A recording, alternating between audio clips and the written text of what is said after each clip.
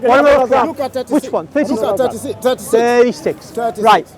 But of that day and of the hour, no man knoweth, not the angels of heaven, but my Father only. That's right. Okay, now then. Why did Jesus say, I didn't know the judgment day? Excellent, Angel excellent. doesn't know the judgment day. Excellent. It's only God that knows. Why did he say that? Now, you can hold it down now, I've read it, right. Yeah. Now, let me explain. It's in Mark 13:32. Yeah, right. same as this. Yeah. Now, this verse is showing, Yes. it's a couple of things. The least important thing is, but interesting, is the Jewish wedding ceremonial system. Do you know about that? Do you know, first century? All right. Passover. I guess no, it's not that. I'll explain. When a Jewish girl and a Jewish boy is to get married, they get married. The first stage of marriage is a contract is signed between the Jewish boy and the Jewish girl, usually in the house of the father of the son who's going to be married, and then the bride goes back to her own home. At a time that is not known to the bride, the son comes to the Jewish girl's house and collects her, usually late at night, and brings her from her father's home to his father's home. And they dwell there in their married life in the place attached to the father's home that has been built for them as man and wife.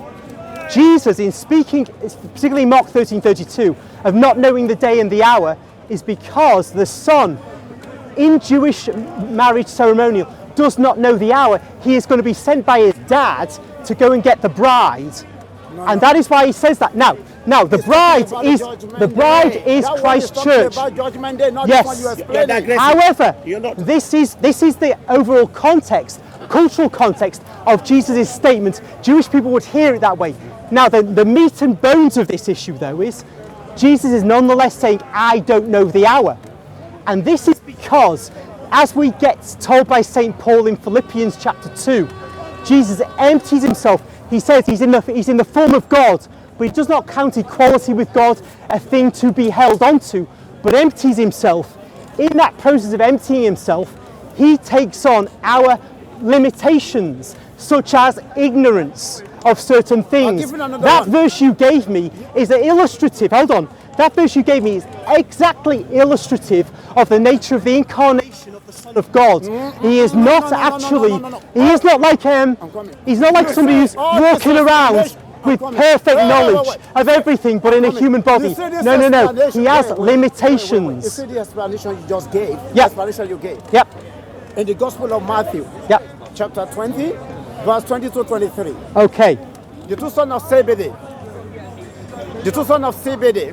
And their mother came to Jesus. They knelt down before him. Yep. Jesus said, what do you want? Yeah, it is given to my father. The mother says, yep. I want you two of my sons you choose as disciples on the day of judgment, for one of them to be on your right hand, for the second one to be on the left. Yep. Jesus said, you don't know how big what you asked me for. Yep. How heavy it is. Yep. He said, can you drink from the cup of water that I'm drinking from? They said, yeah, we can do it. Jesus said, I knew you can do it. Yep. Can you baptize from the water that I baptized from? Yep. They said they can do it. Jesus said, I knew you can do it. Yes. But decision of that day for someone to be there, it's only those God choose. Yes. Will be there. Not yes. me, Jesus can't choose. Yes. It is only those God choose that will be there. Why did he say that? Okay. Now, this is Jesus in the incarnate state on earth is show me where relational.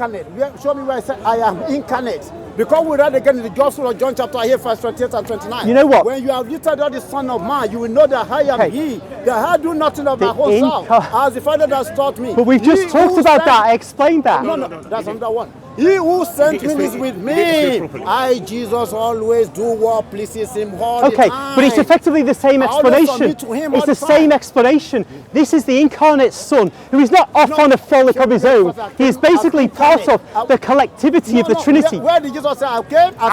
I will come to this. Yeah, I want to but the verses you quoted just now just confirm the collective operation of the Holy Trinity. Which one? The one doesn't operate on its own. They operate collectively. That is, Jesus does not do his own will. Which one? You just quoted a verse. Which one?